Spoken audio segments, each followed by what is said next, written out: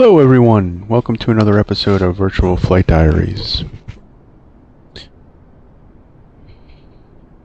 not a real-world pilot, and nothing here is for real-world use, but you can definitely use it for flight sim. So here we are at Owen Roberts International in Grand Cayman. We're going to be taking the Beech King Air 350i from Grand Cayman up to Key West. I have a couple business guys that chartered us, and they got a flight to catch up in Key West, so we're going to have to get going with a time constraint. So how do we do that? Grand Cayman Islands, or the Cayman Islands, is below Cuba. So we could fly around Cuba, right? That would take several hours. These guys got to catch a flight, so we're going to have to fly over Cuba, because that'll cut us down to an hour-long flight. So how do we do that? So we get what's called a Cuban overfly permit. You apply for it within 24 hours to 48 hours.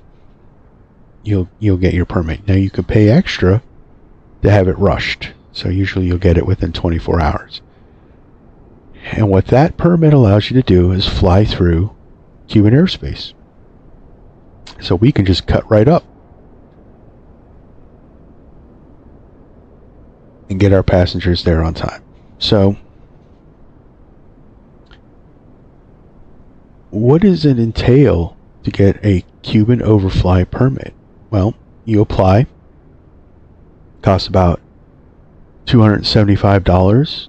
If you rush it, I believe it's an extra $199. And then you'll get a permit ID number. You'll put that on your flight plan in the remarks section.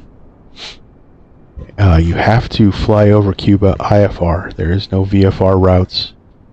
And you have to have an entry point fix and an exit point fix on a single airway. Airways are like navigation roadways in the skies, interstates. There's all different kinds. But it really boils down to low altitude and high altitude. We are going on So let me show you.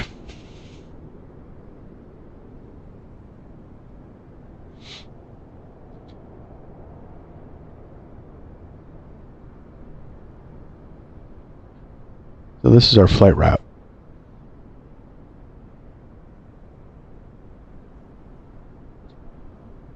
So here's Owen Roberts, and we're going to fly up to, so this line right here is Cuban airspace, marked by Havana Center. So our entry point on our flight plan, our entry fix is a Tuvi, and then we're going to fly UG 448 airway right across Cuba, going right over Havana. And our exit fix is IKBIX. IKBIX. And then a straight shot over to Key West. So this flight takes about an hour, maybe a little more, depending on the winds. But we would file this with an instrument flight rules flight plan, putting our Cuban overfly permit number on our remarks, and we'd fly the route. It's simple as that. So that price that I quoted is for one way. You can apply for a round trip, if you need it.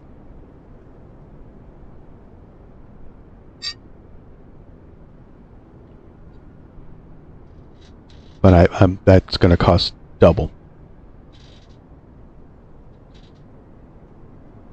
So we'll talk more about Cuba and the rules for, you know, flying over and even going to, you can go to Cuba as well.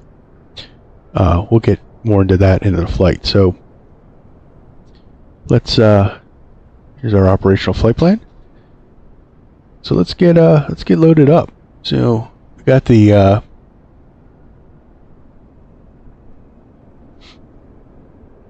King Air sitting at the Island Air FBO, all ready to go, waiting for our passengers to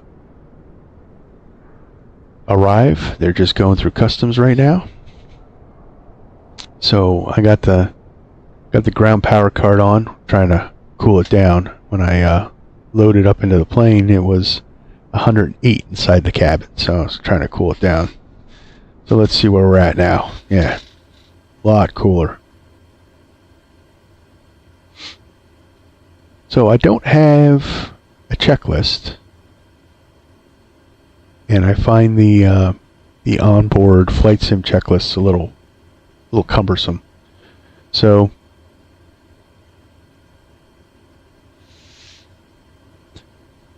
but I have an operational knowledge of it. It's not something you'd want to do. You really want to try to do the checklist. The checklist is a lot of tests. So I got the basic flow down for this aircraft. So we'll go with that. So we're gonna do some tests on, you know, just to test the fire system and the crew alert warning system. We'll check our fuel quantity and set the plane up for startup. By then, our passengers should arrive, and we'll get on our way. So I'm going to go up here. I'm going to do a light test. I'm going to make sure all the lights are working. Our master caution and master warning lights went off. We're going to go down here. I turn the rudder boost on, electric trim. We're going to put our props to full. So we got the environmentals on. I'm going to keep them on for a little bit. Just trying to cool the plane down.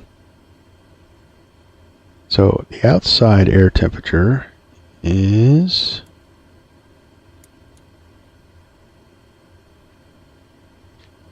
not on yet because I don't have the avionics switch on. That's okay.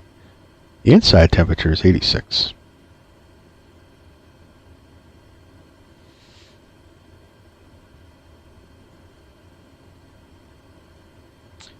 So our filed altitude is 22,000 feet, or flight level 220. We have to be at that altitude by a 2V.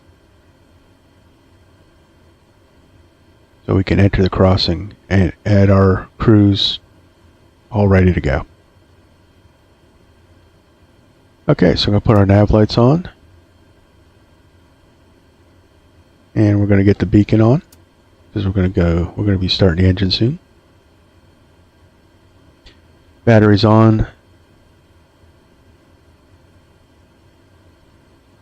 Alright, so our passengers are on board, so we can get going. So I'm going to turn off the master cabin, turn off the vent. That's going to start warming up in here. Keep the environmentals on. And we'll turn the inverters off for start.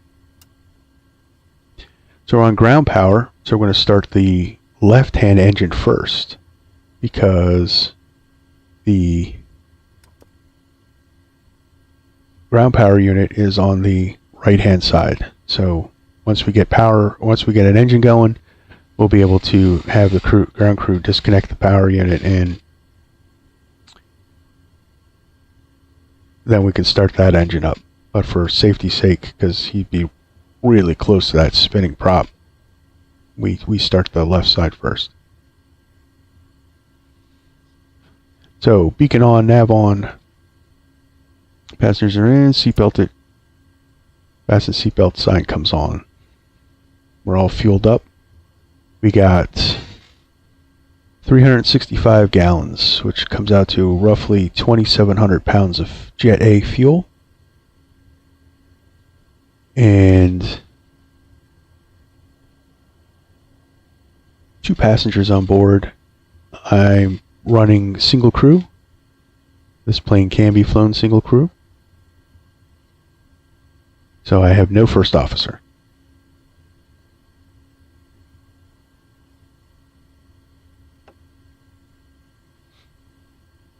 All right, let's fire up the engine. So we're going to start the left-hand side. So we'll go starter to left. So we're going to watch that turbine speed come up. When we got enough going there, we're going to introduce some fuel.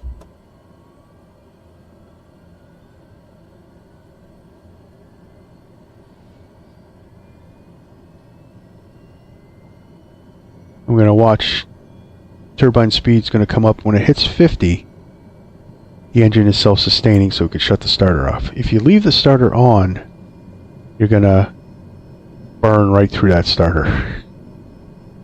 And starters are expensive. Alright, so we got engine 1's good start. So we're going to turn the generator on, get some power into the system, and then we're going to disconnect the external power.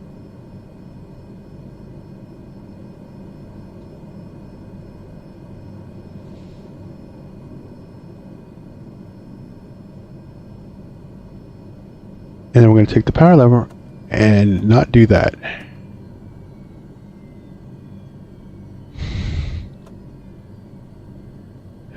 Okay. So I accidentally shut the engine down.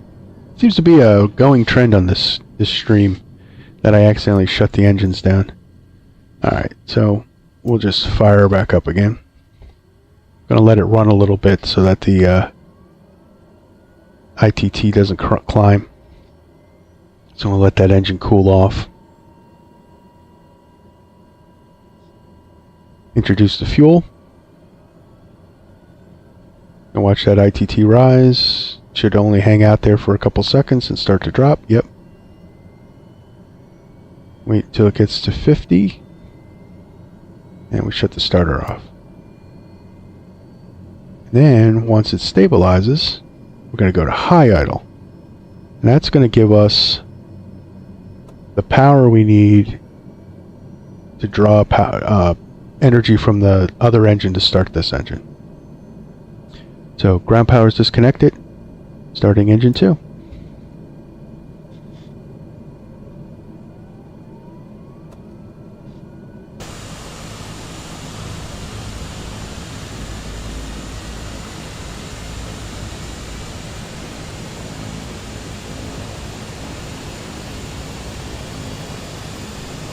We have light off.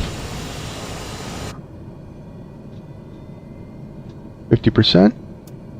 Shut that down.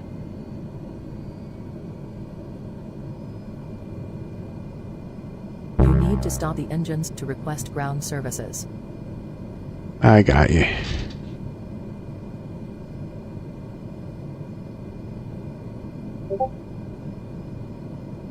So, stupid GSX.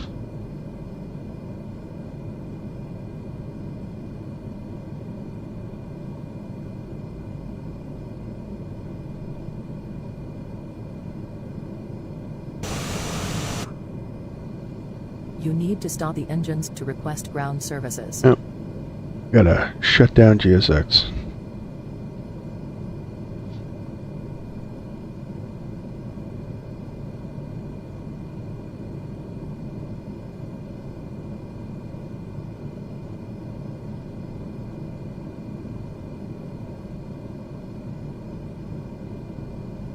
Now let's see if that left. Oh, it's still connected.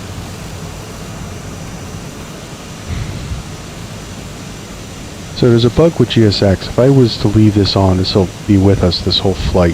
So, alright, well, bear with me. I'm going to shut down the engines and disconnect the cart.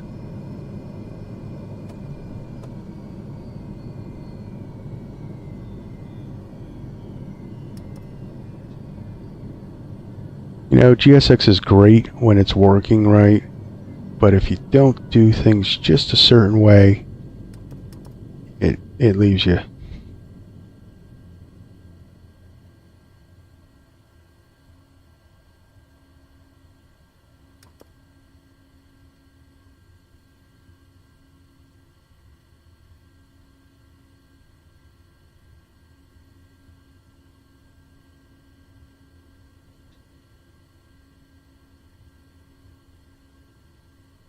Oh, wow.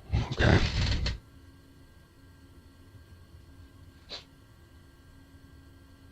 This is not how I wanted to do this.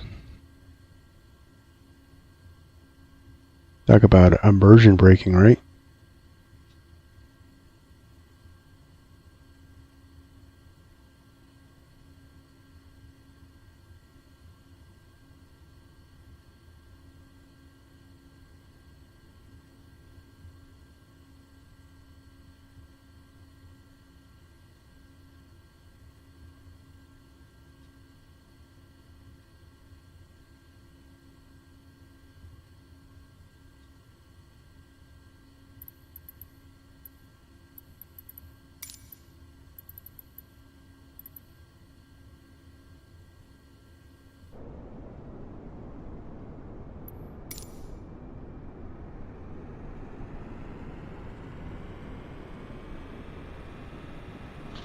So connect the GPU and then disconnect the GPU.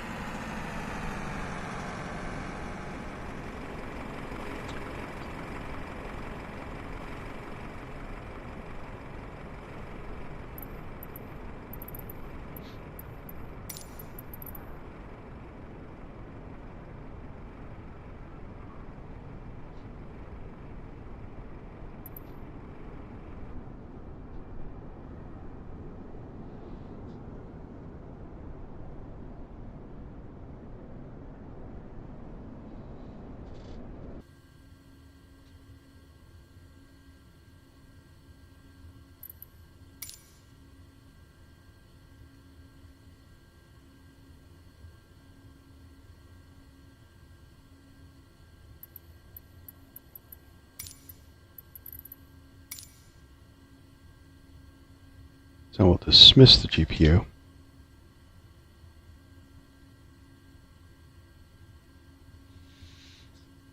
That should get rid of that cable. So with the cable in, we wouldn't be able to, the bug would be that we wouldn't be able to pressurize the cabin. Of course.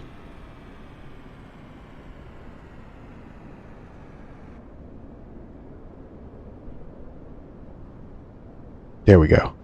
Nice. Alright, let's get going. We've wasted enough time here. Alright.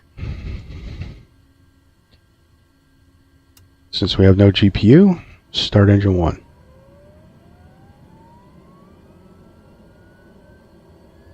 Introduce fuel.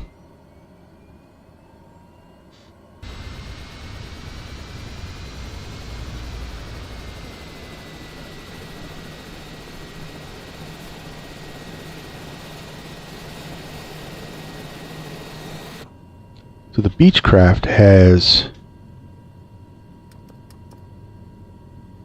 two Pratt & Whitney PT660A engines. Each one has about 1,050 horsepower each.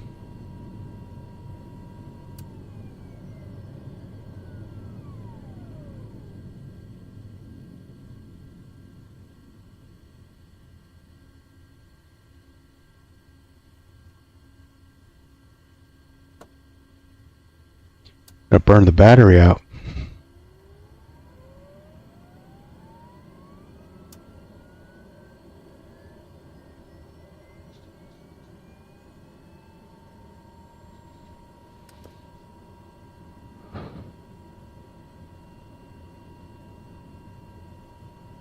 Introduce fuel.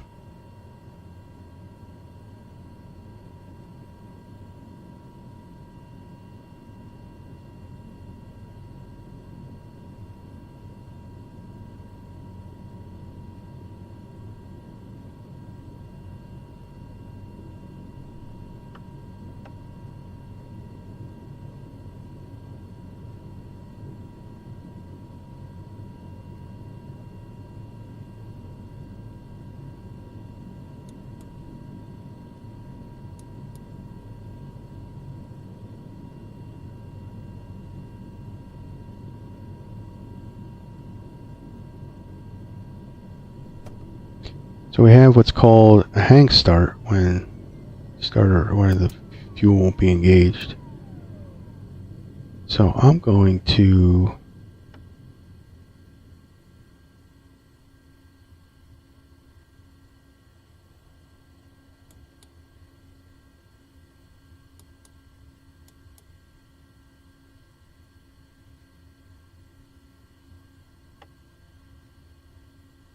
repair the engine so that we can get going here.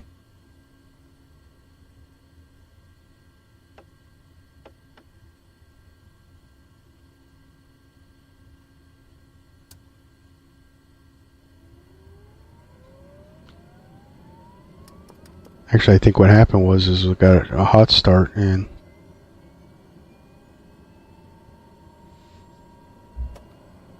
there we go.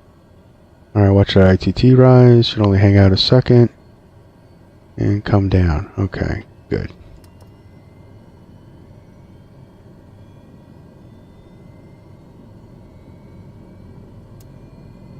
Engine 2, good start. Stabilize.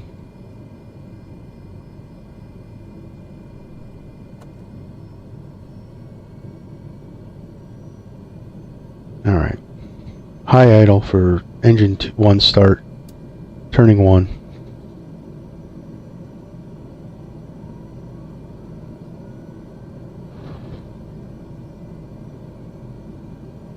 Get some fuel in there.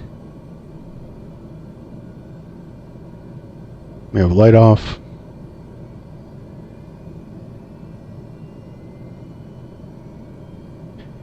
Honestly, guys, I do know how to fly this. You're in good hands. Okay. And that's stabilized. Let's get some power into this thing because we've cooked the batteries. Alright. 2 good starts. We're going to bring that back down to low idle. We're going to leave it in low idle. The only time you would use high idle in flight is if you were doing a short field takeoff or short field landing, where you would need more power in the reverser or, you know, more power in the go around. But in normal conditions, it's left in low idle. Alright, generators on, batteries on, environmentals can come on. Gotta turn on the coffee pot. This is literally labeled coffee. Yep, and seeing all that time playing around, the cabin heated up to 105 degrees. Alright, inverters. And get the avionics on.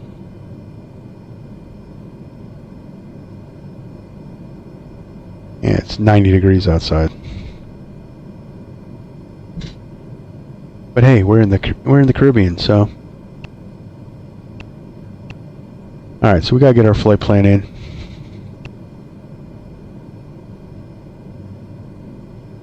So, TOS system test OK. We're gonna go direct to Tuvi.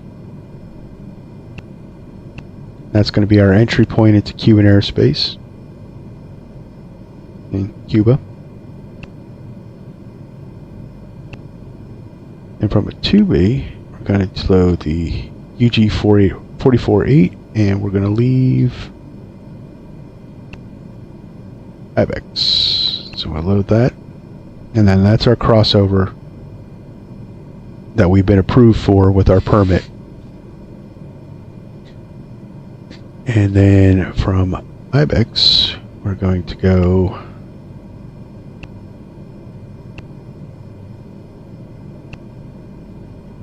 Key West.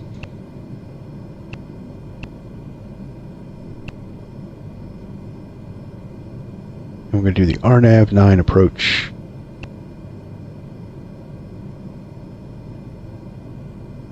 And that's our flight plan.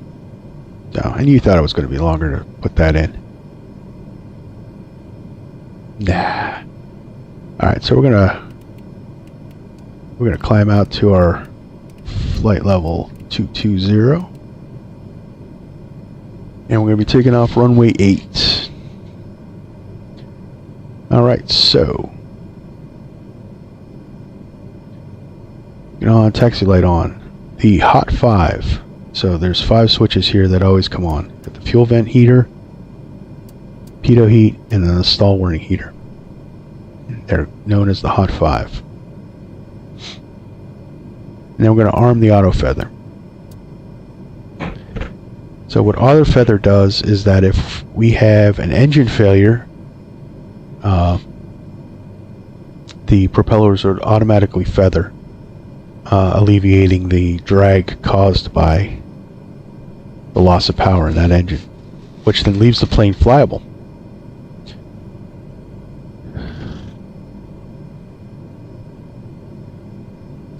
Alright, so after start checklists, we got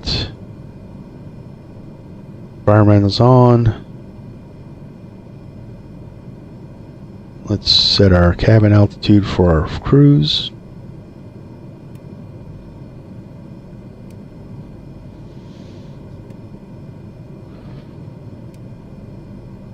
So looking at my flight plan, I see that I'm not at 22,000, I am at 21,000, so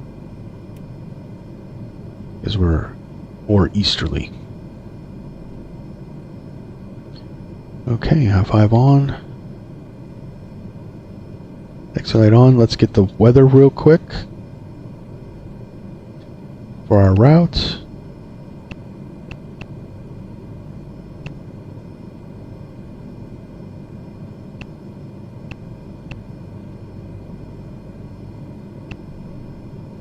Abbreviated briefing from your current position to Mike Whiskey Charlie Romeo to Kilo Echo Yankee Whiskey. No SIGMETs active for your route of flight. No airmets active for your route of flight. Current weather conditions: Mike Whiskey Charlie Romeo, wind 056 at 12, visibility 10,000, sky condition few clouds at 1,800, temperature 29er, QNH 1014 for the destination at your estimated arrival time, wind 066 at 8, visibility 10, sky condition few clouds at 3,900, temperature 28, altimeter 3006 for your alternate at your estimated arrival time, wind 087 at 10, visibility 10, sky condition 4,900, scattered temperature 24, altimeter 3008, winds aloft for the en route area at 18,000 feet, wind 257 at 19er, at 12,000 feet, wind 354 at 4, at 24,000 feet, wind 255 at 38 for the destination at 18,000 feet, wind 265 at 16 at 12,000 feet, wind 272 at 17 at 6,000 feet, wind 337 at 10. For updates and current weather conditions, contact FlightWatch on 122.0 or 122.05.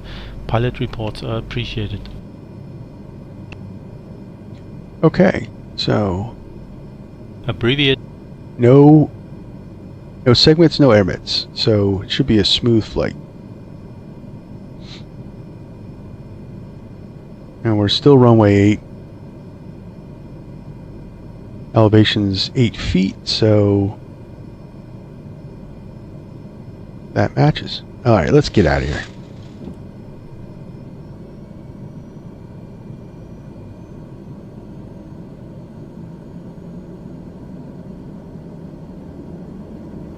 Wasted enough time on the ground.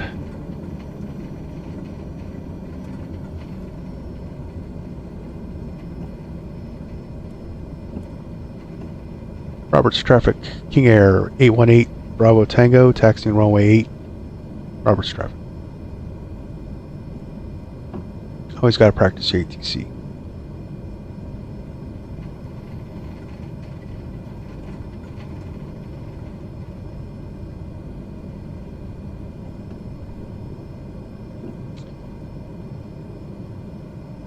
So we're going to be entering the runway. We turn all our lights on. Roberts traffic, King Air, November 818, Bravo Tango, back taxi runway 8 for departure. Roberts traffic.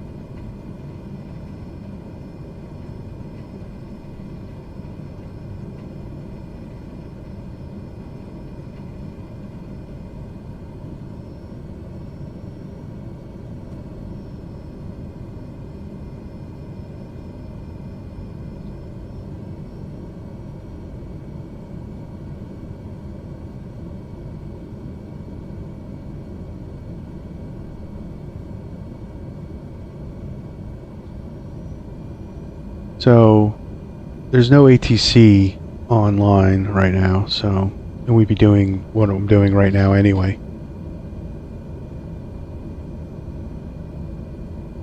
So we're away from everybody, so let's turn on our weather radar.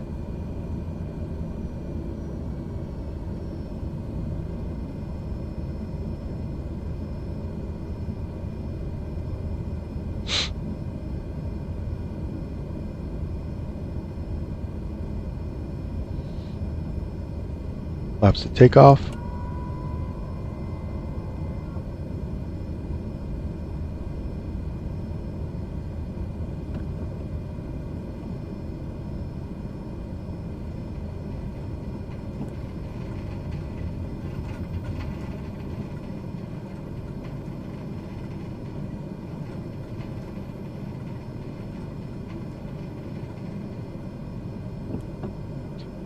Roberts traffic.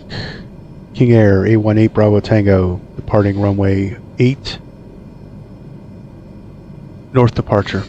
Roberts traffic.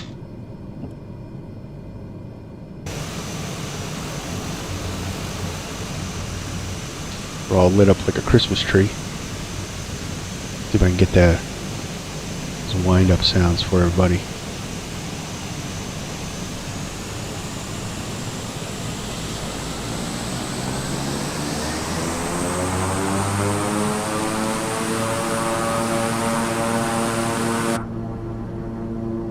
Alright, so I've heard from real King Air pilots that they hold the brakes as they climb up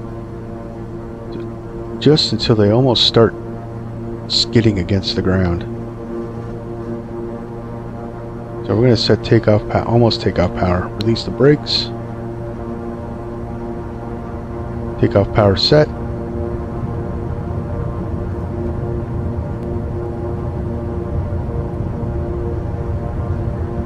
Check the trim. Alright. Positive rate. Gear up.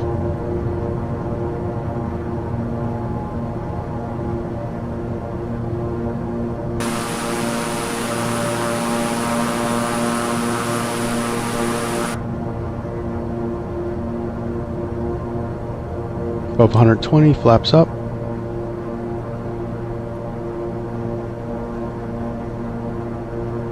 Turn the plane out. I'm going to come around the back side of the island just to give everybody a nice view of all the resorts. Hey, there's very beautiful beaches in the Grand Caymans. Never been there myself.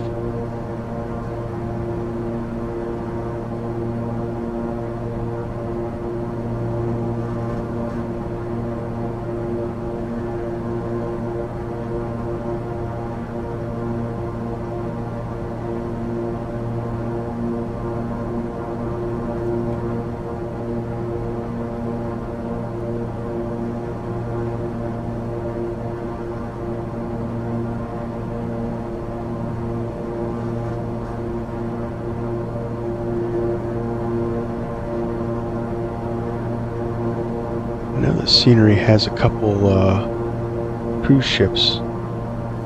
Grand Cayman is actually a major cruise ship port.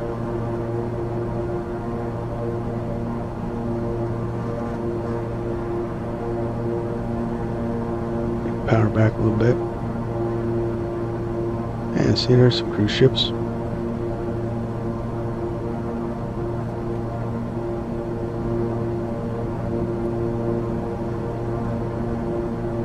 There's Owen Roberts International. Alright, so we're going to come around to our route and we'll get the autopilot in.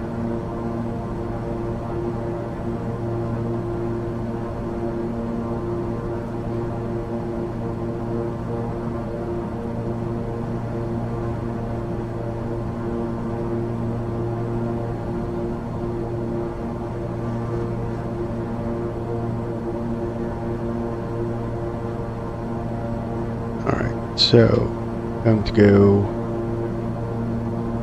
nav, climb, pilot.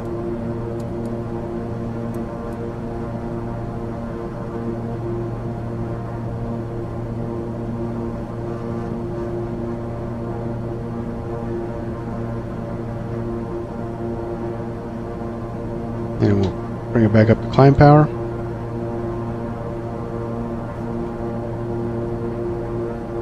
Above 6,000, so we're going to go standard.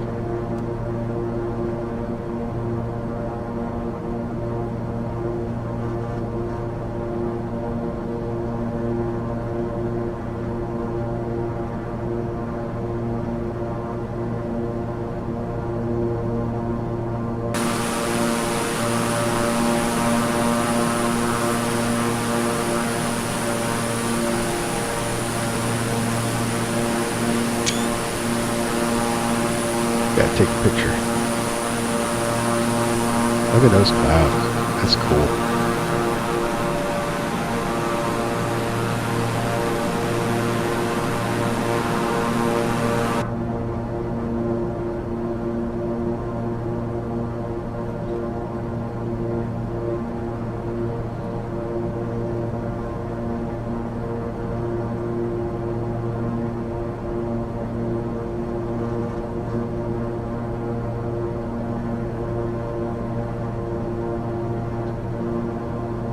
So, let's see, okay, we're climbing up to flight level 201, and we're on track to our entry point into Cuban airspace.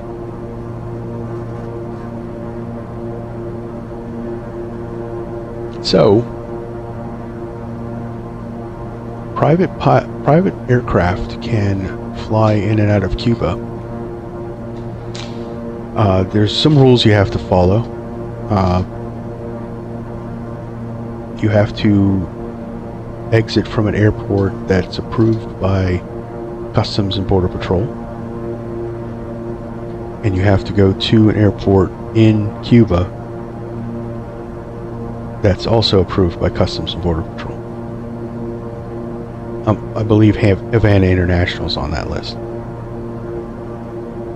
And then you have to get permission you have to get a temporary license from Cuba. You have to apply for that for a 7-day stay. So if you had a business that needed to fly down to talk to some Cuban clients about sales or whatever, you can rent a plane, fly to Havana, stay there for 7 days, and you'd have to leave. And it's easy as that.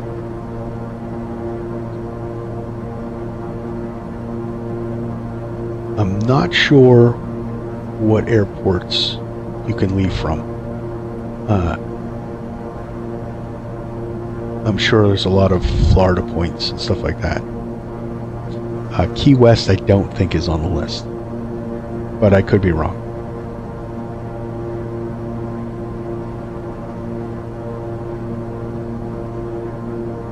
So it looks like our climb out, we're going to reach our cruising altitude before our Cuban entry, which is good. Go back to the US. I'm going to set it to US standards. Set it in the metric system.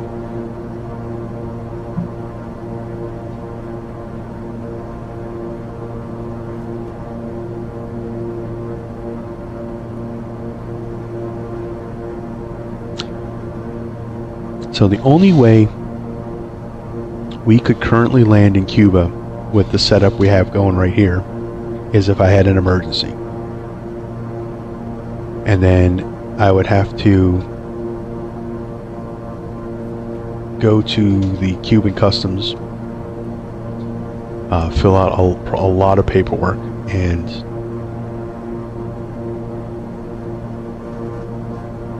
then I would be able to stay in Cuba until my plane got repaired. I can also have parts 1-to-1 shipped on approval to Cuba if need be. So, I thought that was pretty cool.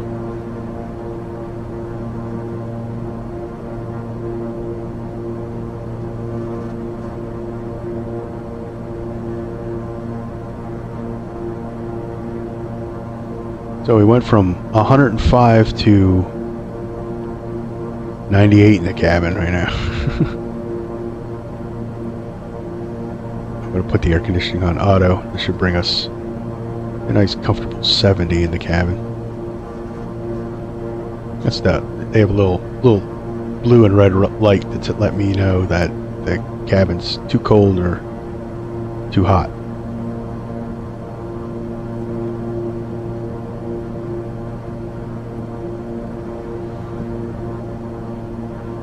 Oh, I forgot my final radio call. Robert Owens traffic, King Air, November 818, Bravo Tango, departed runway 8, flying direct to Atuvi, to 19-1, climbing to flight level 210. Robert's traffic, final call.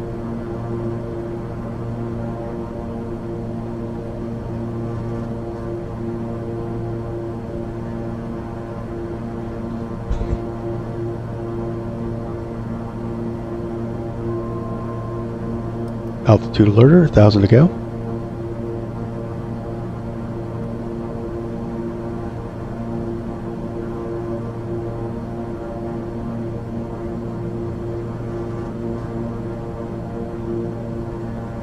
Cabin looks good.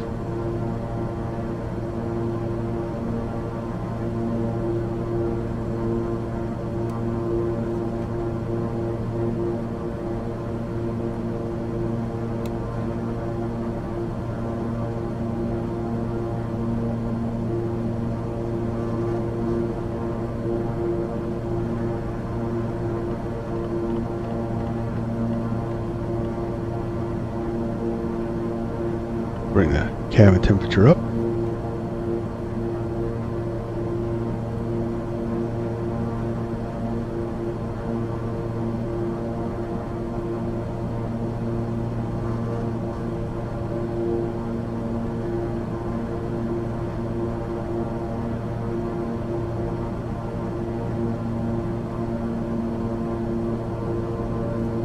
So I don't know if you need to make a radio call.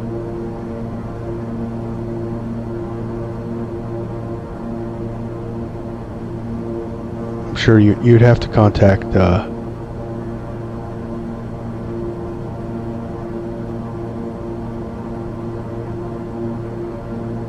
Havana. Of course, you'd be in contact with Havana Center.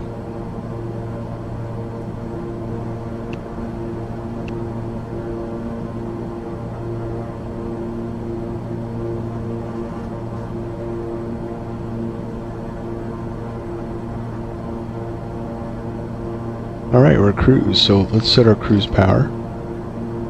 So we're going to go by our fuel flow. So we're going to bring the power back to 300 pounds per hour. So that'll give us a total burn of 600 pounds of fuel per hour. And then we're going to bring our RPMs back. That way the engines aren't working so hard for cruise. And cruise power is set. We're currently going 294 across the ground. So let me get my little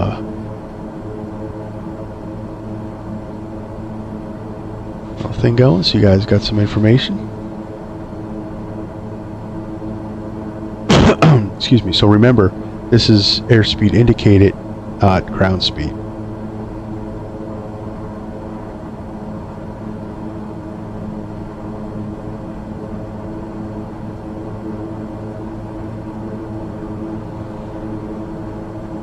I wonder if you could set it to ground speed.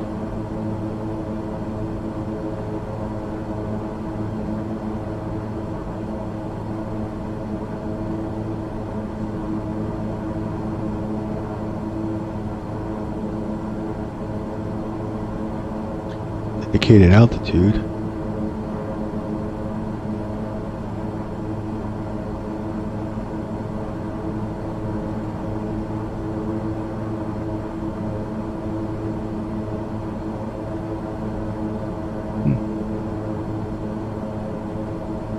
Nope, indicated airspeed.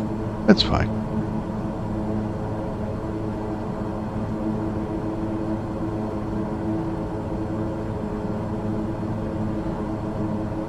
There we go. 300.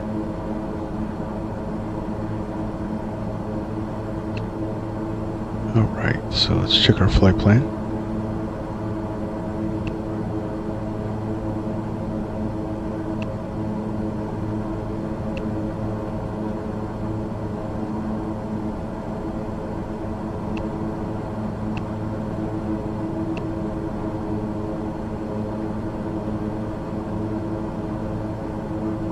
Buzz me at 1500.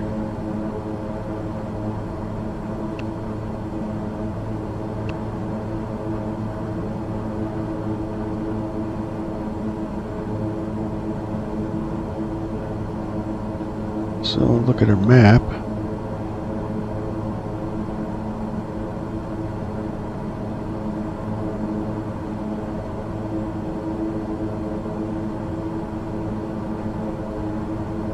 Alright, Bugsby's our final approach fix. Okay.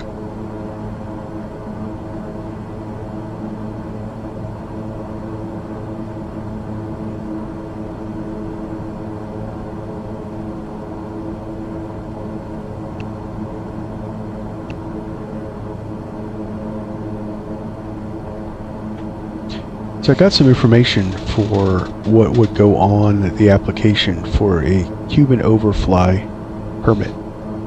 So you're going to want your name and nationality, the type of aircraft you're flying and the registration number, the name of the pilot flying, your departure and destination, the air corridor, which is the airway that you would pick for the overflight, the date of the overflight, copy of your insurance, and whether it's a passenger, cargo, or mail flight. And then that's pretty much it. So $275 plus the rush fee if you didn't have a few days to wait. And then the permit is to be used the day of the flight up to 24 hours. So you have like a day and a half to use the permit. So welcome to Cuban airspace. But you can see it's not that intense to do that.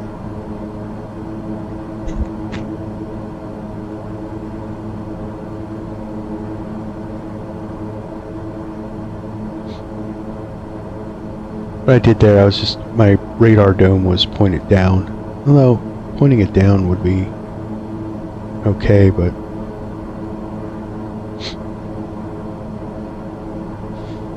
we're good. Alright, so, cruise checklist. So, let's see here. Those lights can come off. They came off automatically. So, the landing lights and the taxi light are all in the nose. We're at cruise, so recog can come off. Auto feather can come off.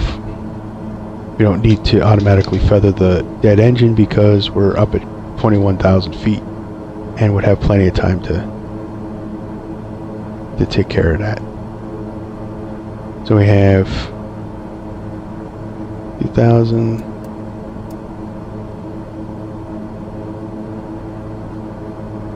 £400 of fuel on board. Plenty for this flight. Oh, it looks like there's some storm clouds.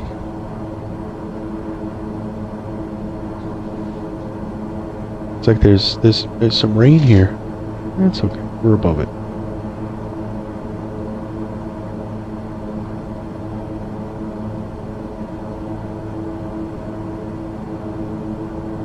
Yep. Some rainstorms going over Cuba right now.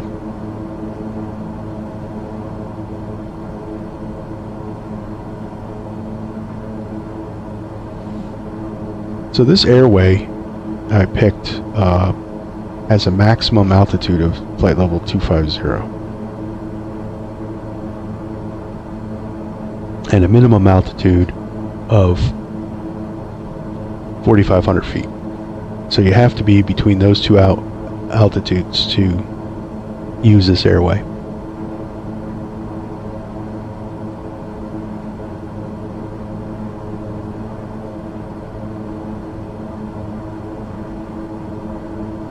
So we're cruise, everything's set up. So let's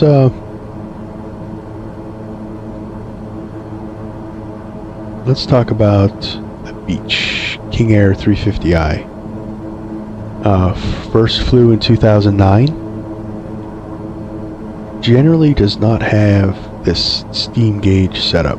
This was more typical of the Beech 200.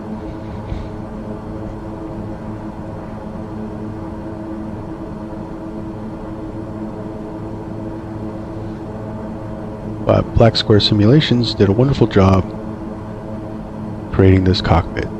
So this is they used the Flight Sims model, and of course tweaked the flight model a little bit so that it ran better, because Microsoft base model is kind of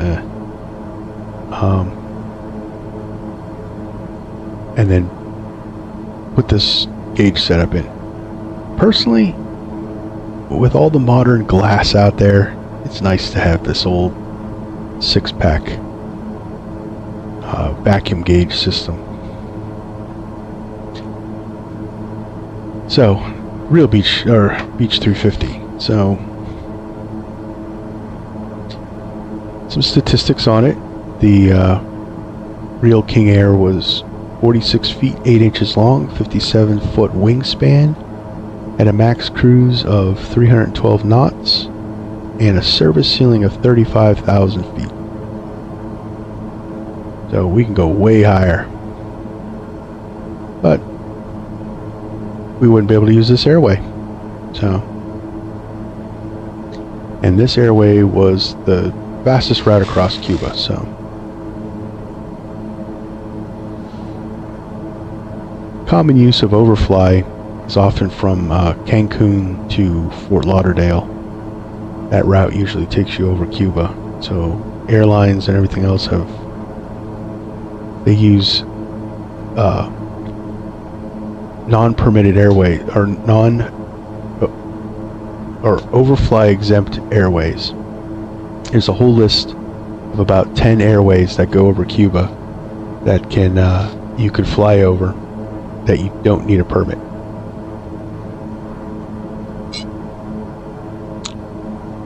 And airlines use those to fly over Cuban airspace.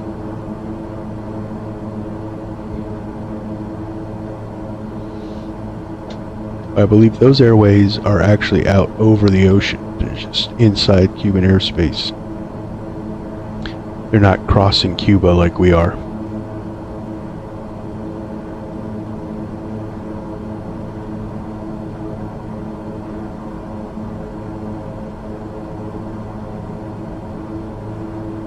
So the King Air 350i, like I said, was first flew production 2009. Cost 7.7 million new. It was the stretched version of the King Air 200, which was one of the most popular King Airs.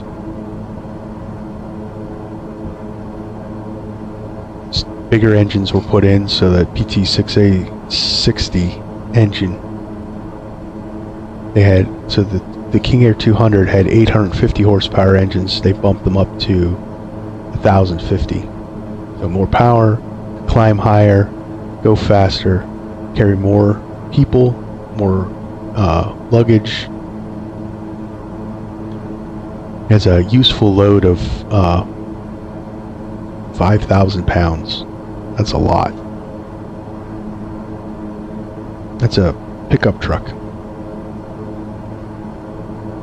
The 350i was more luxurious. Boasted USB ports and tray tables, AC electrical outlets, and I believe there was Wi-Fi options. The newest King Air that just rolled off the line in 2020 is the King Air 360, which is just a more fancier, more efficient version of this plane.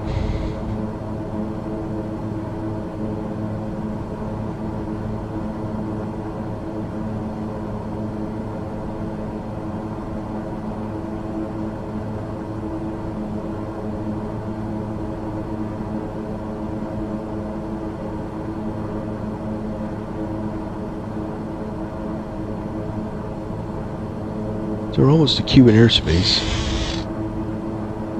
Trying to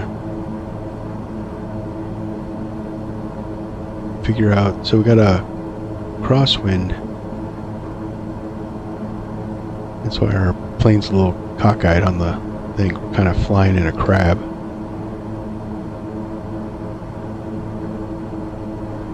Let's try to figure out how much longer to our top of descent, since the top of the descent calculator is not probably how our flight plan's put in.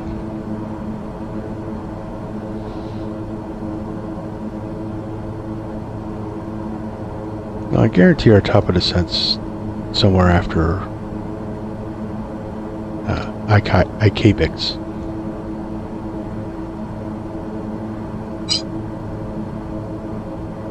Take a little drink. Throat's getting scratchy.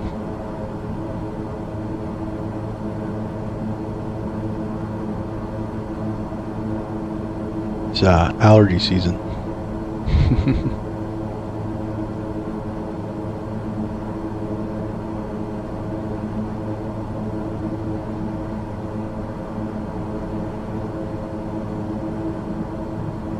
So it might be a little bumpy over these rain clouds, which looks like they're passing before we get there.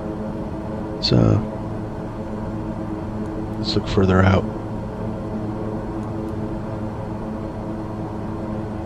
Yeah, rain showers dotted all over the place for our flyover. It might be a little bouncy. Might get some turbulence with that. They're not very strong. The way the weather radar works is it reflects off of, it picks up precipitation. So the radar dome sends out a signal, reflects off the rain, and then comes back.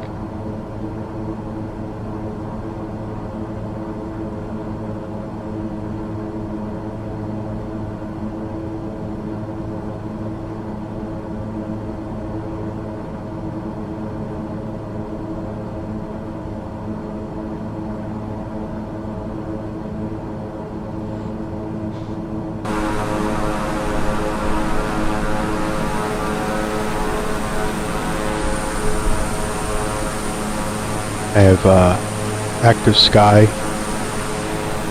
FS running. Get a lot of bad rap. I haven't found it to be a problem. I mean, the clouds seem realistic. The turbulence and air formations that it injects into the simulator seems realistic. I mean, I'm not a real war pilot, but, you know, challenging. But that looks really cool.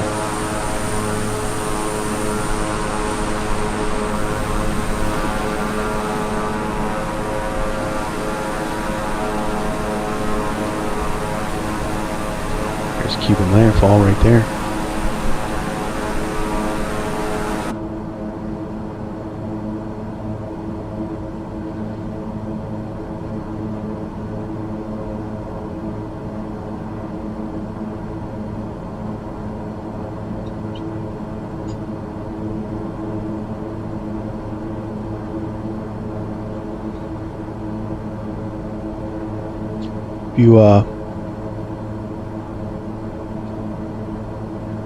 If you like this sort of content, make sure you hit that like button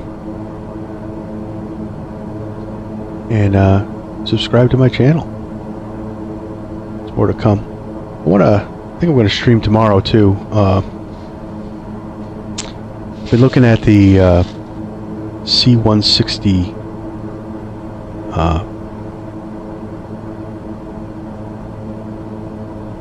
that came out a while back. It recently, a couple months ago, got an update, and I might be playing around with that. We do some military transport ops. We can drop some paratroopers or in a vehicle or something. I don't know. We'll see. Keep an eye out for a stream tomorrow.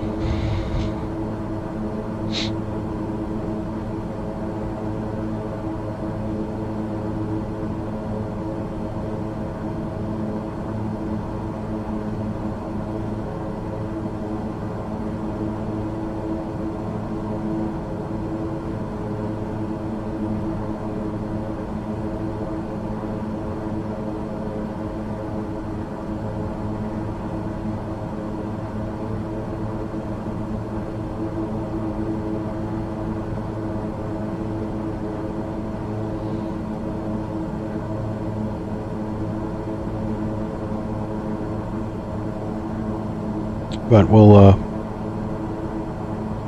don't know, maybe we'll do some airline ops. We've done airline ops in a while. Do an airline flight. Maybe get some live ATC going. That would sound fun.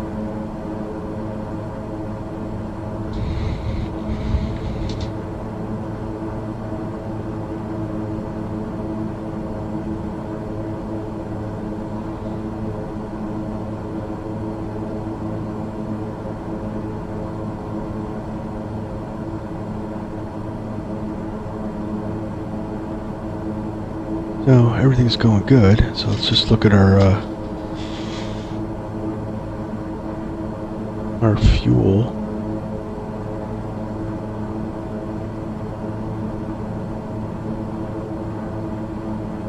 Power set.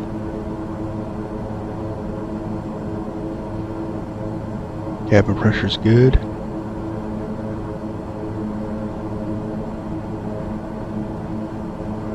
A little high. We're not at that altitude. Wait a minute. That's right. So that's the cabin pressure. So 6.6. That's the cabin altitude. All right. Boy, read that wrong.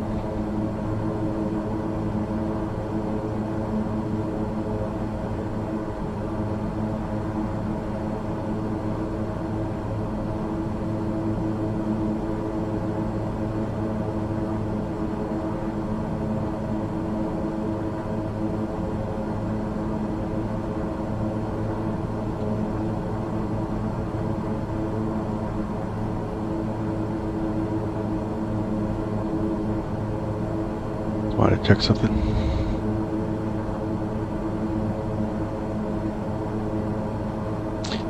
I hate that I can't seem to figure out how to switch screens without it closing out. Microsoft Flight Simulator. Seems annoying.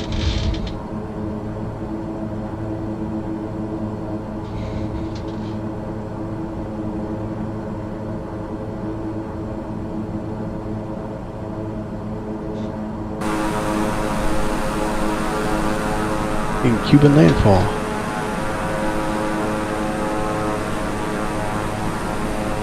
These are just the islands south. Cuban mainland is up here. So what island is this?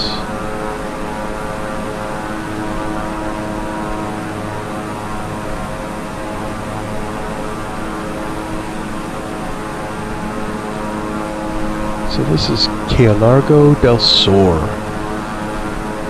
There's also an airport here.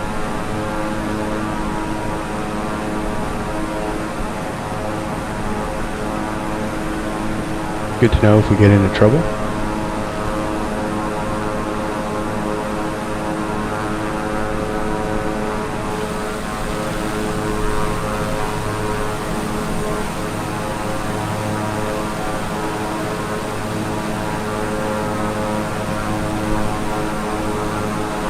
I love how Microsoft Flight Simulator they redid the Caribbean islands. You can see the reefs.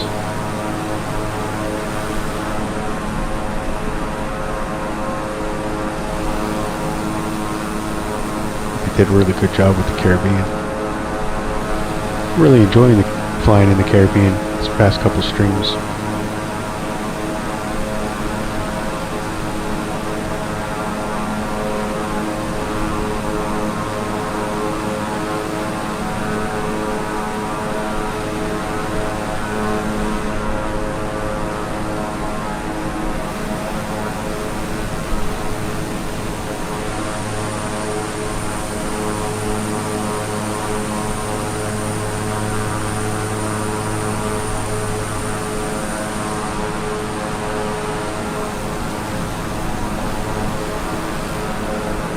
This shadows from the clouds. Pretty cool.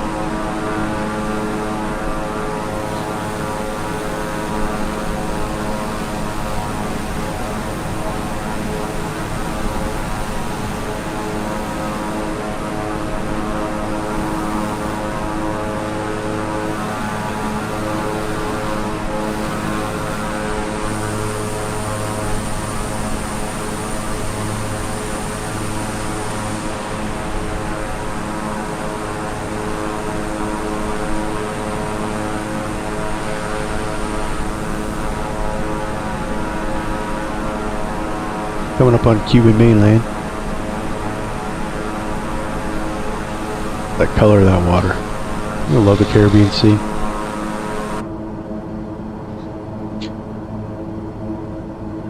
So everyone got their rum drinks all comfy in the back.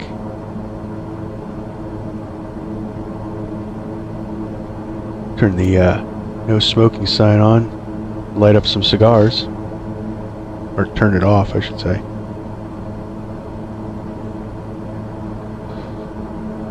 This charter, you can smoke them if you want to.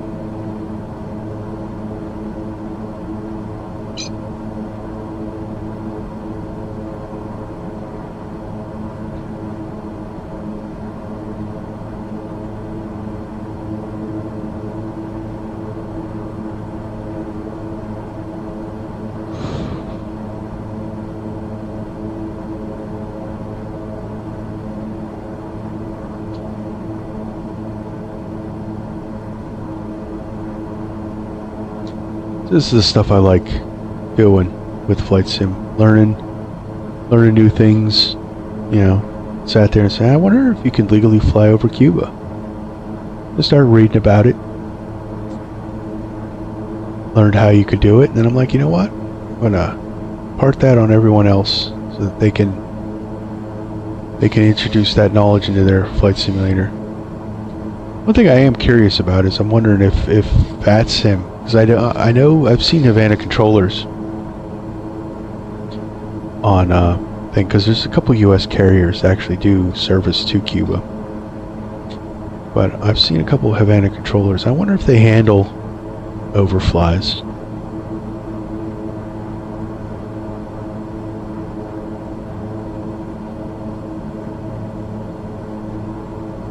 That would be neat. Too bad there wasn't ATC on tonight for Cuba. We could have tried that.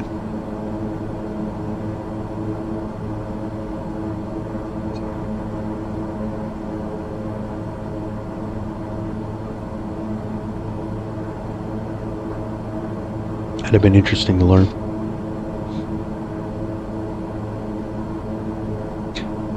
Not that necessarily VATSIM online ATC is, you know, the be all and end all of knowledge, but I'd be curious.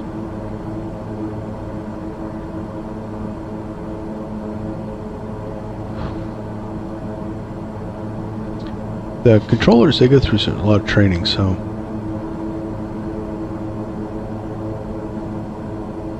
you would think they would know how to do that.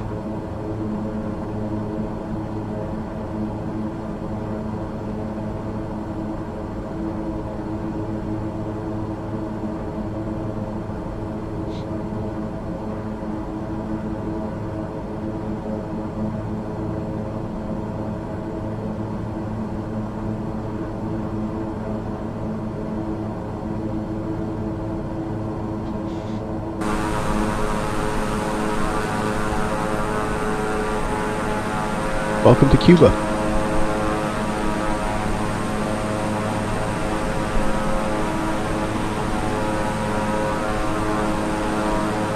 Should take us long to fly over it.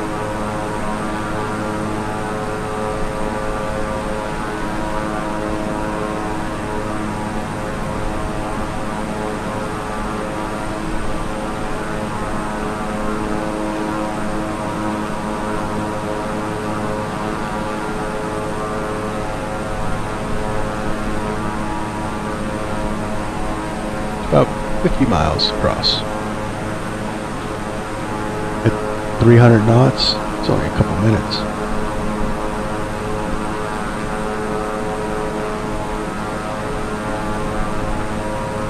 So our planned route takes us over Havana, so we'll see what that scenery is like. We don't have any add-on scenery for Havana. Hopefully the clouds aren't too thick.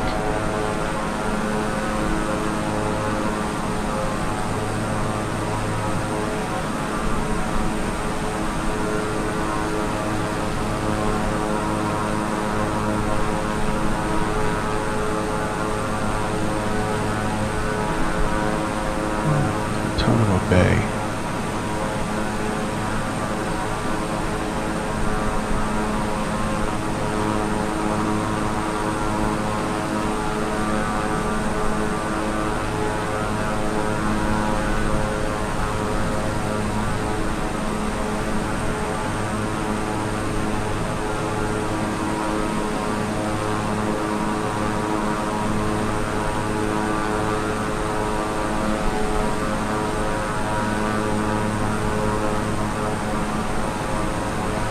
Actually, we're not going to be going over Havana.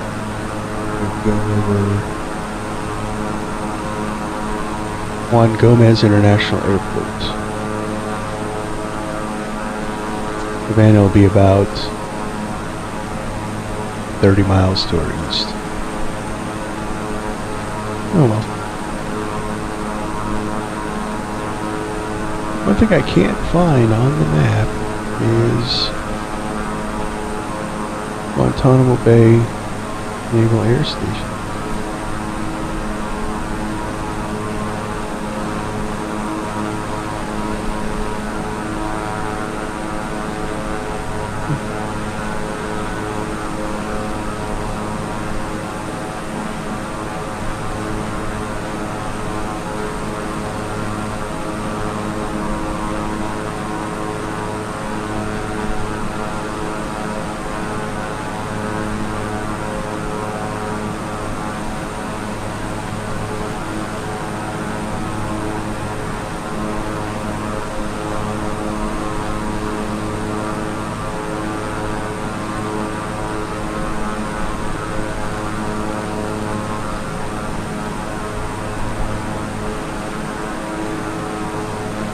Probably looking in the wrong place.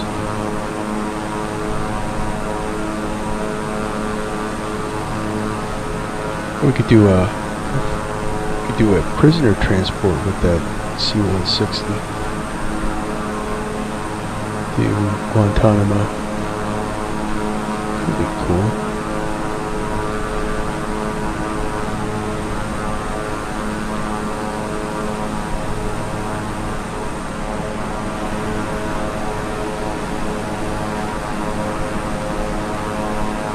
In the 40s, Cuba was a big resort.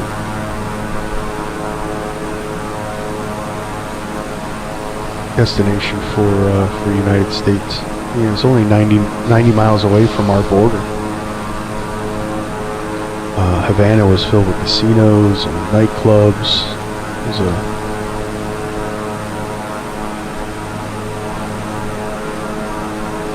and then the revolution happened, and you know, Fidel Castro took over, and the Communist Party took over, and well, we all know the history of that. But it's nice to see that things have opened up again.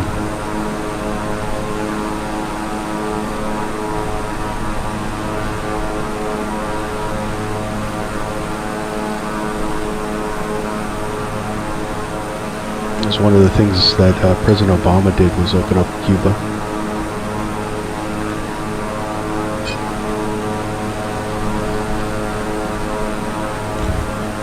And that long-standing embargo that was in place since 1963.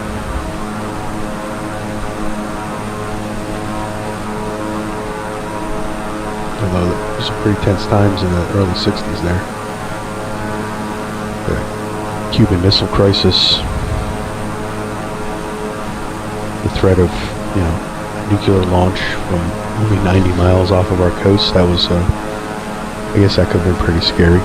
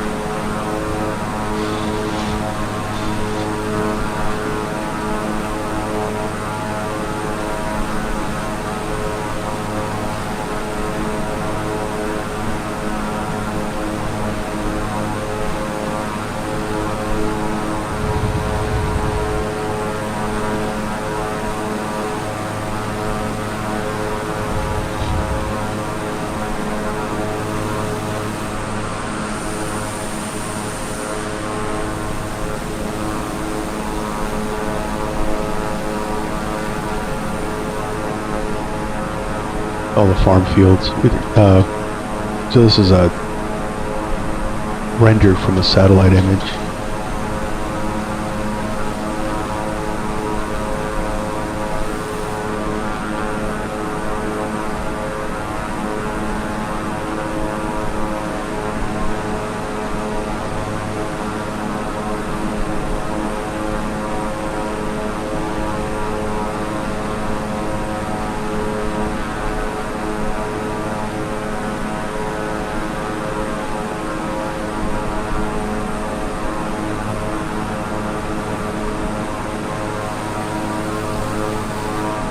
Land to get some Cuban cigars.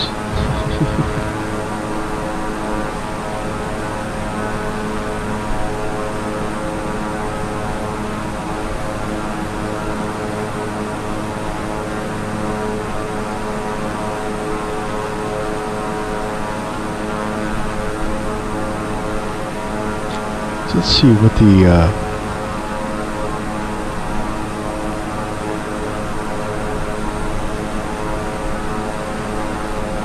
major exports from Cuba are. Curious. The biggest one would be tobacco.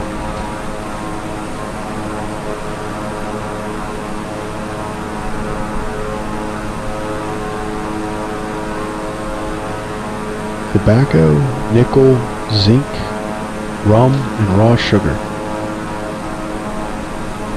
The most common destinations for Cuban exports are China, Spain, Germany, Portugal, and Switzerland.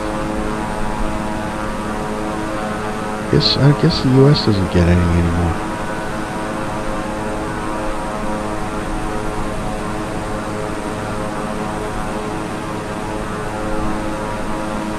Oh, Canada gets them. Canada, that's where I actually I smoked my first Cuban cigar in Canada. On my honeymoon.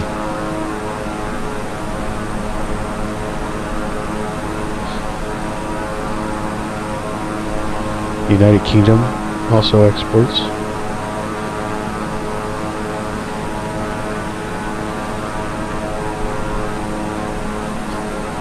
Is the U.S. still import from Cuba?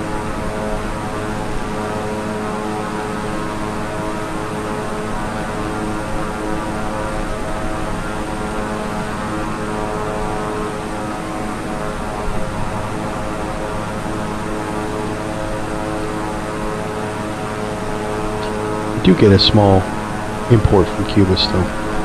That's pretty cool.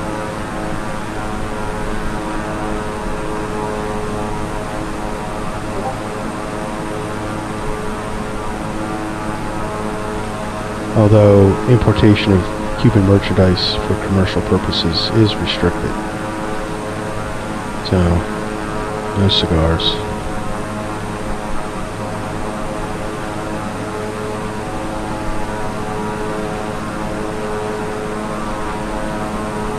And if you go to visit Cuba, you can't bring back cigars.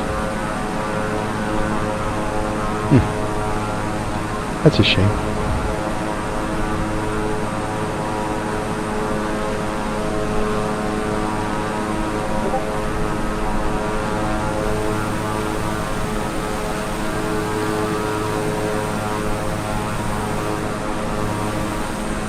It really was one of the best cigars I ever had.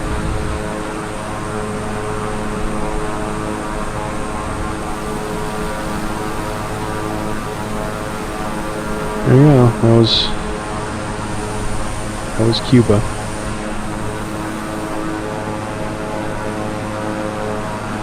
I'll do a flight into Havana tomorrow. That'd be cool.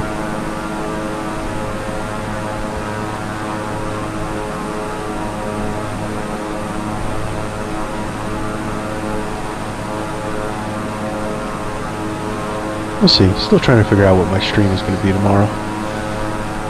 If anything, it'll be tomorrow afternoon.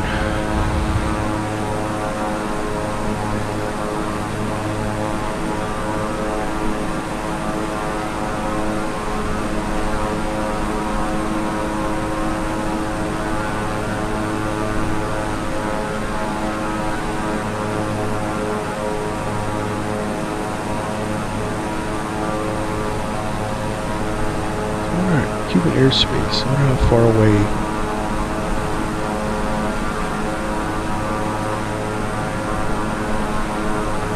So, Cuban's waters are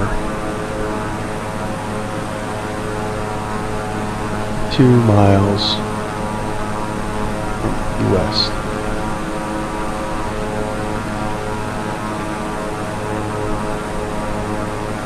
So there's 28 miles of international waters and 24 miles of United States.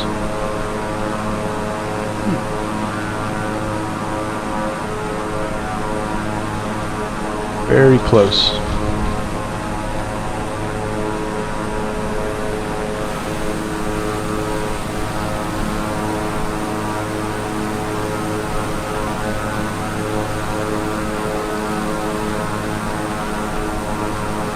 Alright, well, goodbye Cuba. We'll be back.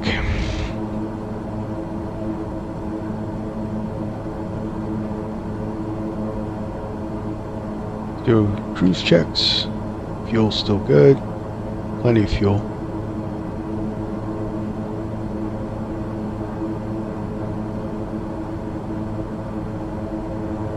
Cabin pressure's still good.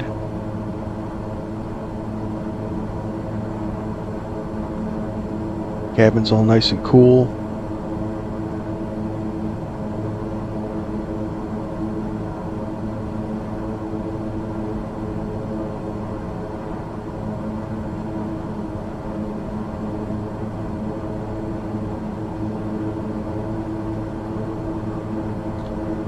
One thing I'd like to do, I can show you the, take a walk back in the cabin. Let's see.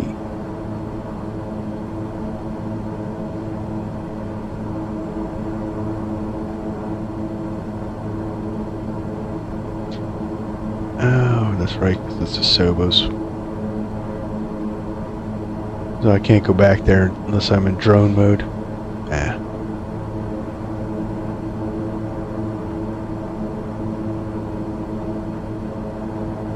So, be the cabin seats. There's a bathroom back there, and that's where cabin luggage would be put.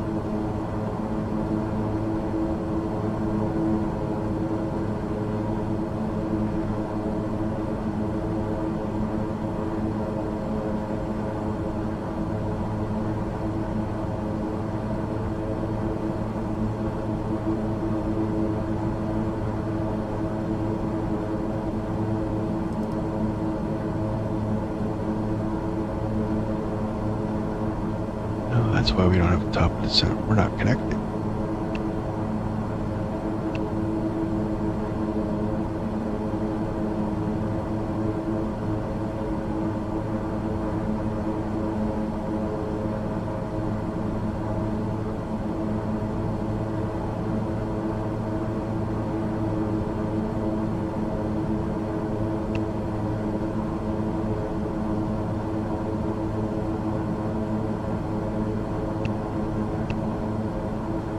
So our flight plans don't connect. You see, there's an interruption between the two. So we won't get our top of descent until I activate the approach from IGBIX.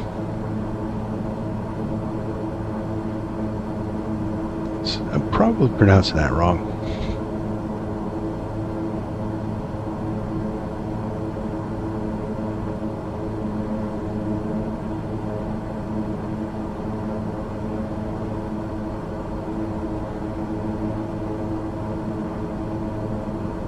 Yeah, so only a couple minutes from our exit point, and then I can make those adjustments.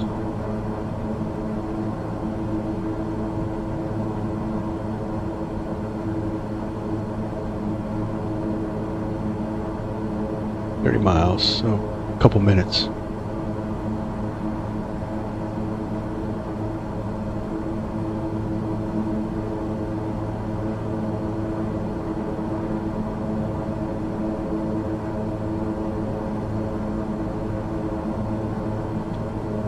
So another thing the Beech 350i had was a quieter cabin.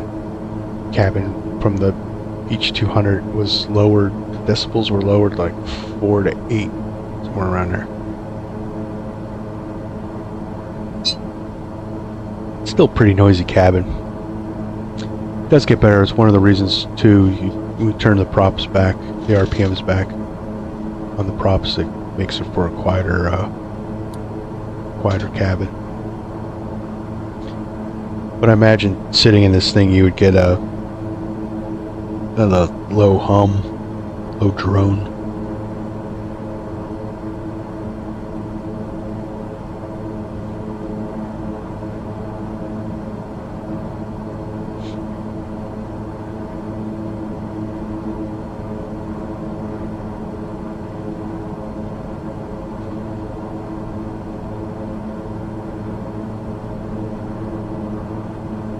A lot of airlines use the Beech 350 in the Caribbean. Mariflight, I know for one. So I don't think it's the 350, I think it's the 200.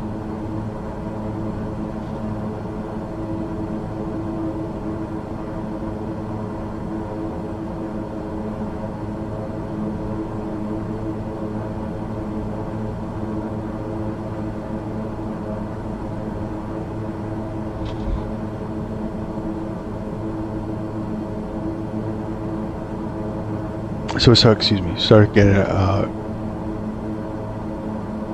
when we pass IGBIX, we'll get the ATIS for for Key West. Make sure we're still going in on runway 9.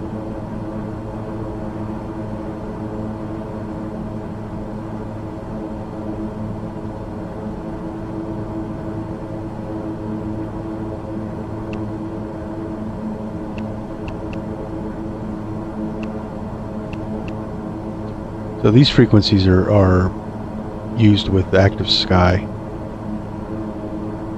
So 12200 gives us the ATIS for our departure airport.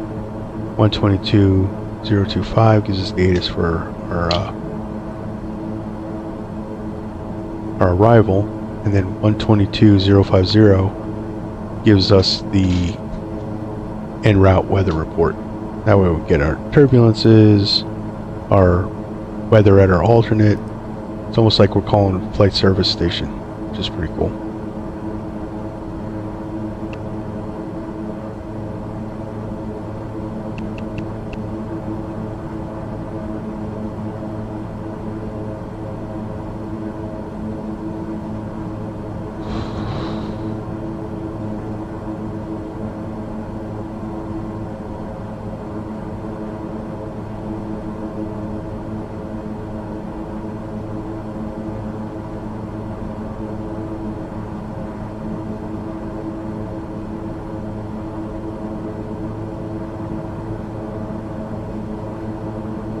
So to make this flight legal, we have to, I could go direct now, but I can't leave this airway until this fix right here is the end of Cuban airspace.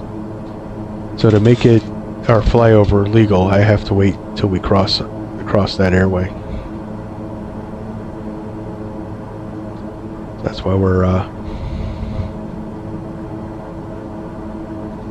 hanging around out here.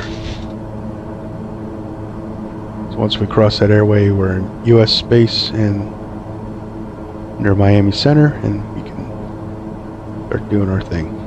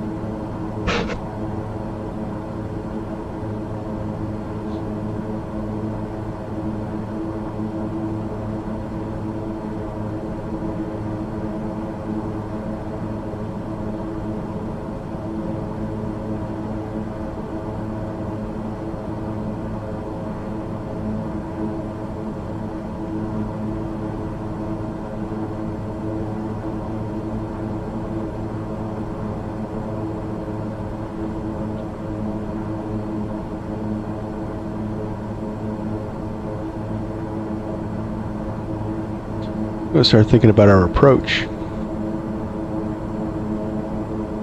So we'll look at our charts. Just easy. I could call the chart up on our on my GPS, but it's just easier to use this for you guys to see. So we're going to do the RNAV approach to runway 9. So we're going to review final approach fix is Busby at 1,500 feet. Our decision altitude is 253 feet. Airport elevation is 3 feet.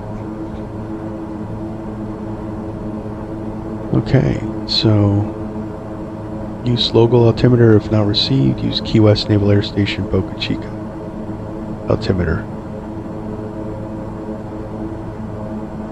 And then that'll raise our decision height.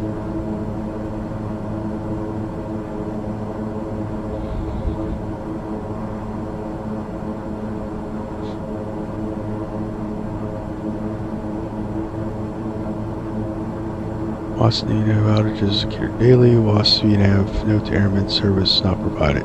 Oh, that's nice. It's flight sim though, so we'll be good.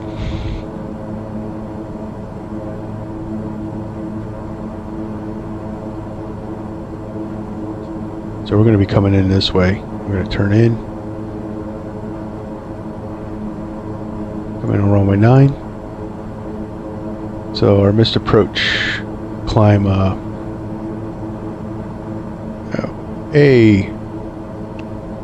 go direct now.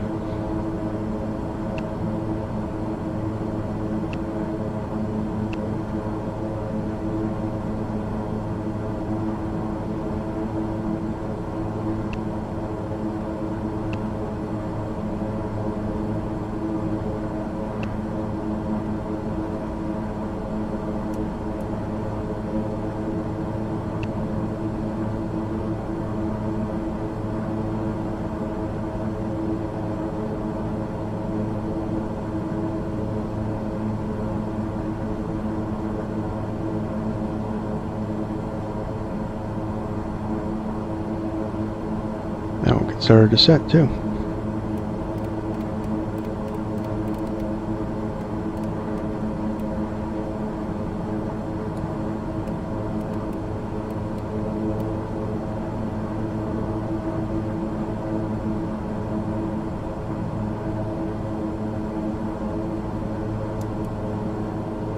So each click of this is 100 feet.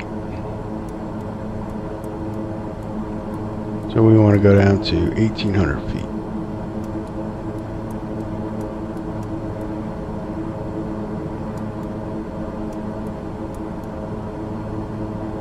Or a little bit faster. That's fine. It'll settle out about 1,900. So yeah, we wanted to be here anyway. So I bring the power back to 40 torque for our descent.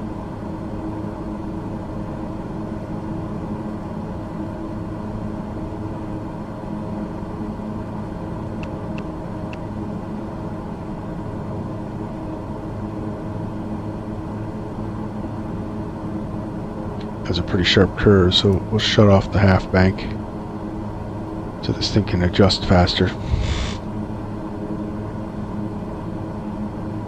Hold on to your rum drinks.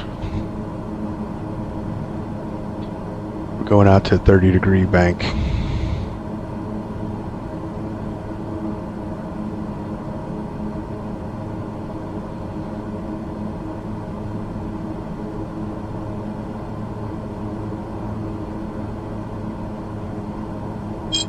So half bank, what that does is it allows it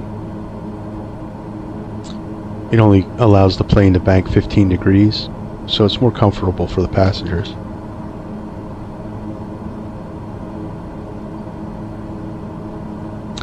But because our direct was too sharp, to turn it off, or else we would lose the GPS and then be wandering all over the place.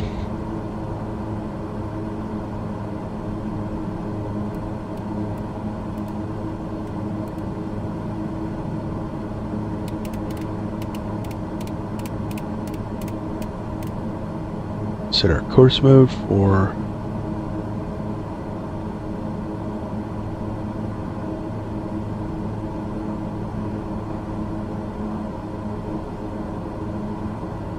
inbound 93. Let's get this back out of our way.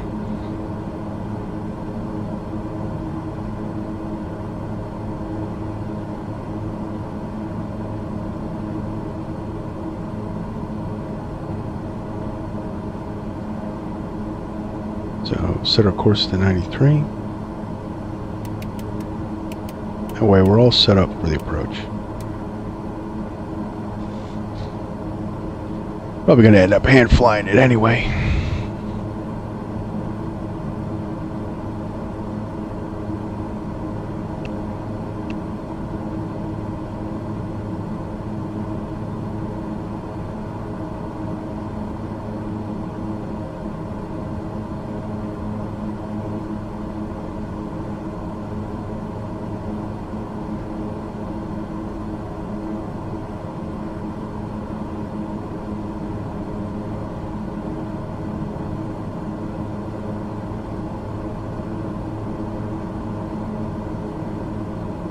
can see the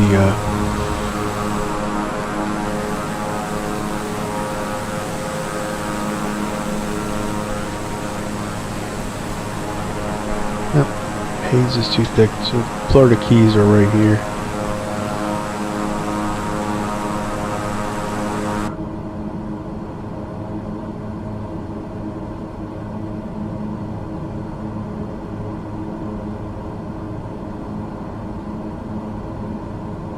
One thing we could do is set our descent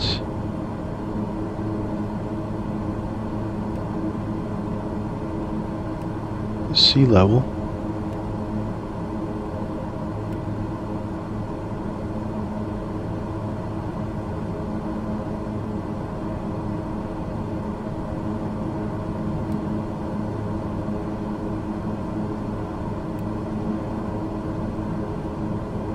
And we should see our cabin descending, yep.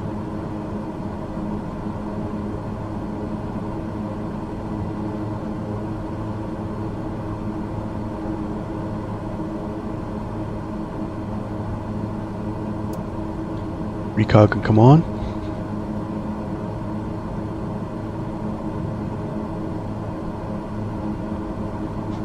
Those recognition lights are out on the wings.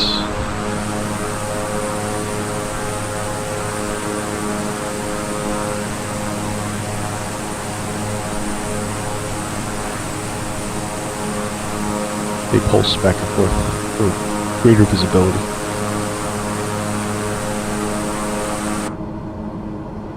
One thing we could do is we could turn our auto feather back on and our ignitions to arm. So if the engine dies, the ignition is going to try to relight the engine automatically.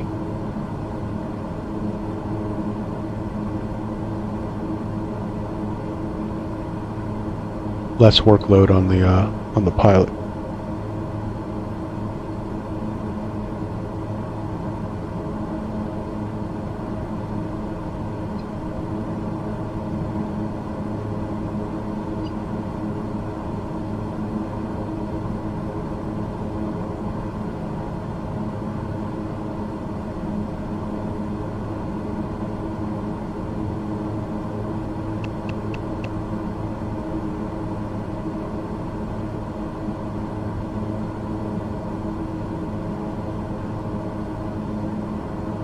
Let's get our ATIS. Kilo Echo Yankee Whiskey Airport Information Hotel 2353 Zulu Weather Wind 09 at 7 Visibility 10 Sky Condition Few Clouds at 3,400 Temperature 26 Altimeter 3008 Advise on initial contact that you have information Hotel.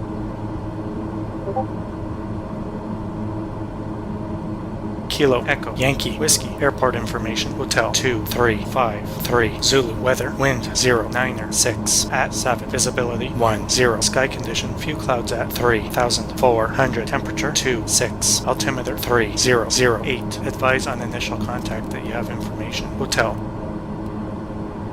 Okay, we have hotel. Kilo Echo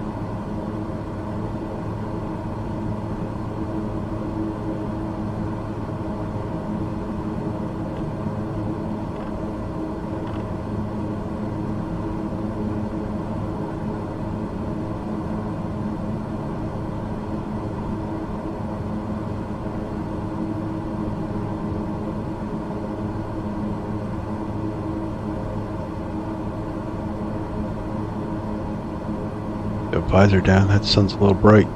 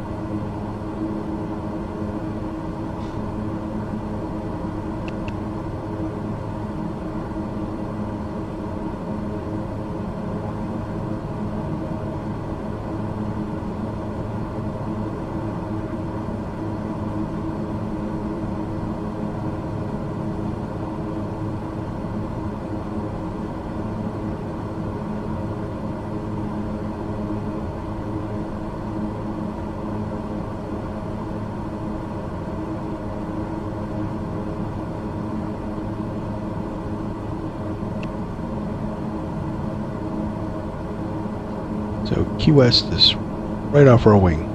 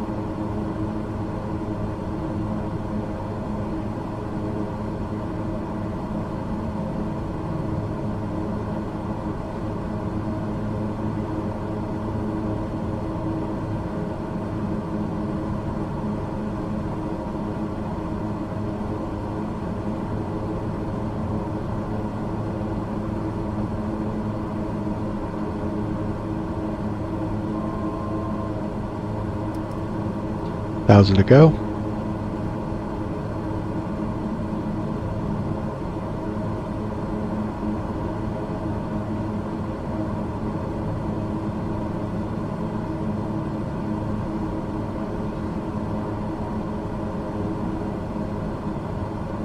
Power creep forward, so bring it back. Start slowing down.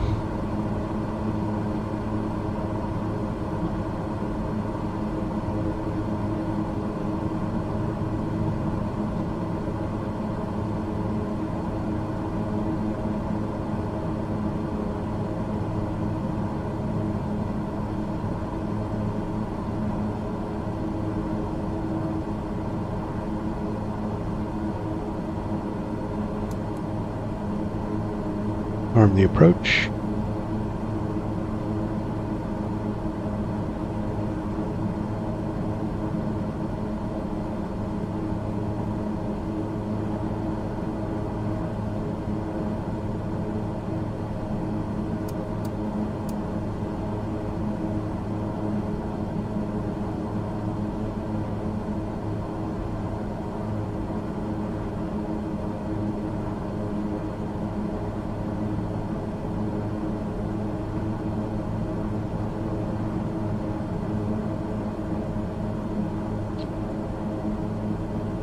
Flight recorder can come on.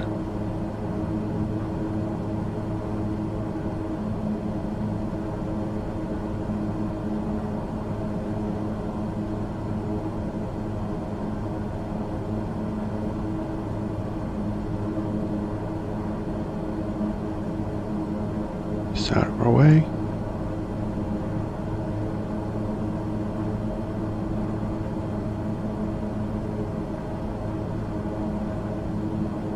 There's the airport in sight.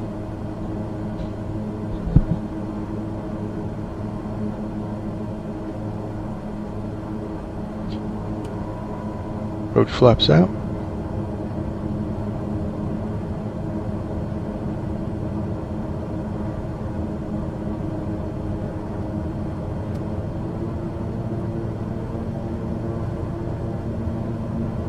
Propellers to full, gear down.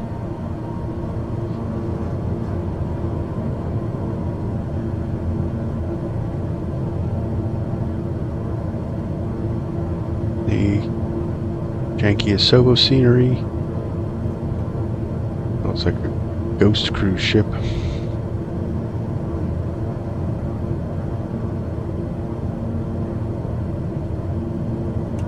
Flaps to landing.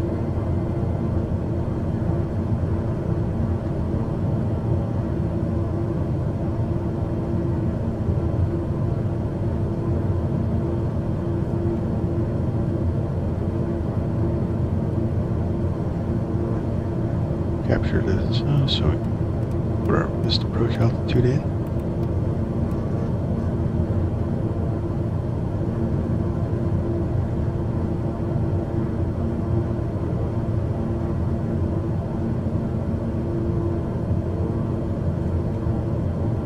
More power.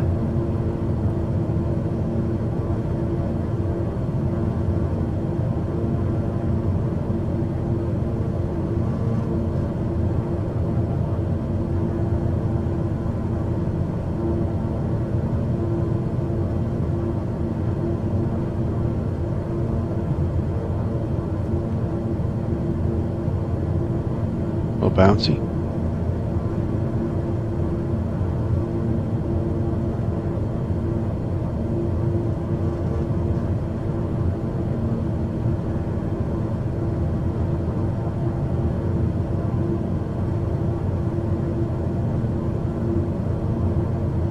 $500.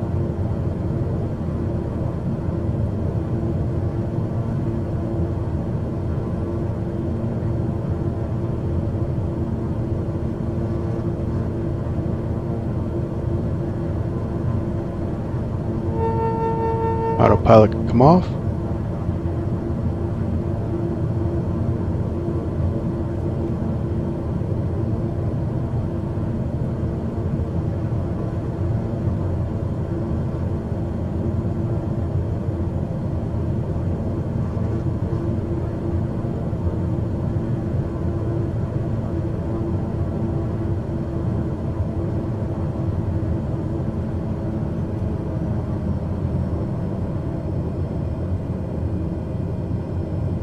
Load a little bit. Touchdown. Reversers. Welcome to Key West.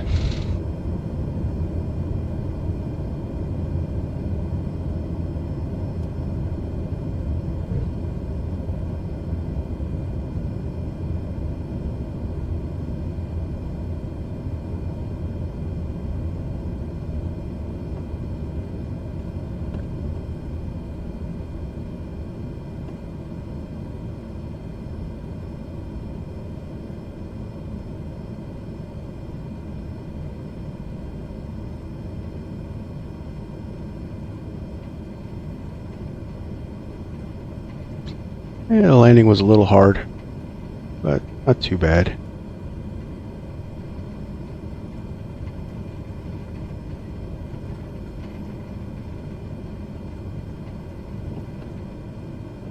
Stop here for a second.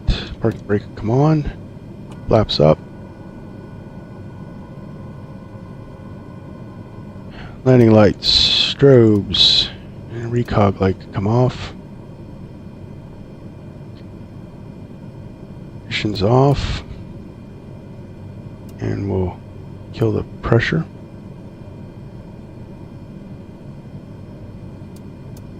Turn the coffee pot off and the cabin come off. And we're going to pull right in here. This is the signature ramp.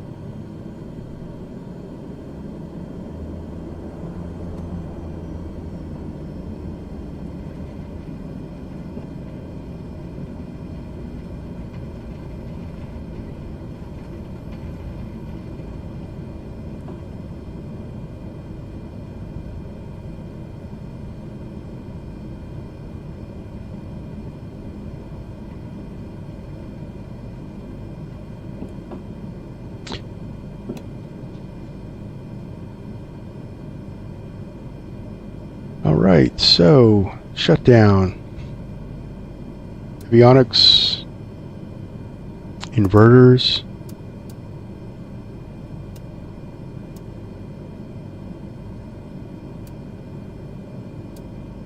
environmentals can come off. Turn off that radar. Bring the props back. Wait 10 seconds. And we kill it.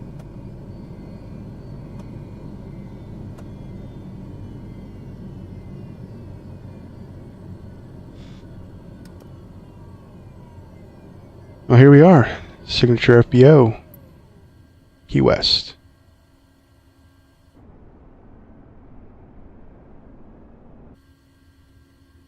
And all the lights can come off.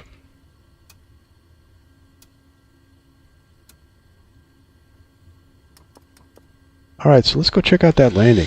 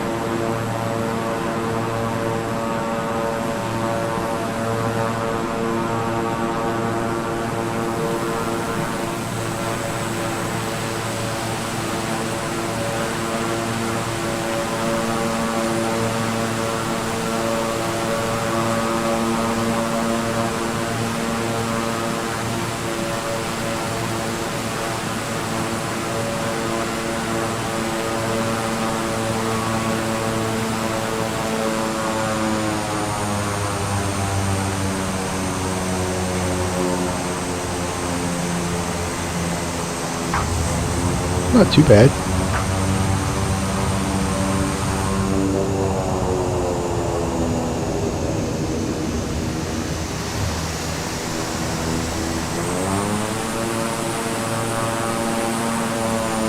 Good bounce.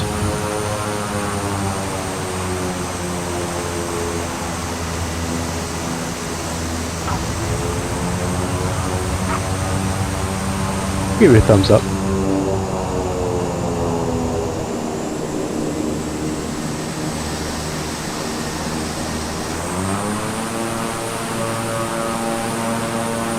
Well, thank you everyone for watching another episode of Virtual Flight Diaries. We think we learned some things and learned about how to cross Cuba, and learned some things about the beach, and got to see some wonderful Caribbean scenery. So, till next time, clear skies and smooth landing.